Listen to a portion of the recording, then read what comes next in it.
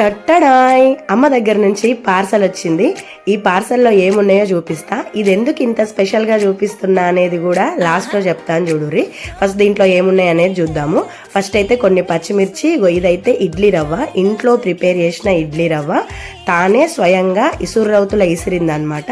తర్వాత గోధుమ పిండి, ఫ్రెష్ చిక్కుడుగాయ, ఆర్గానిక్ చిక్కుడుగాయ అనమాట, ఎలాంటి మందులు అవి ఏమి కొట్టకుండా పెంచింది. తర్వాత అరటికాయలు.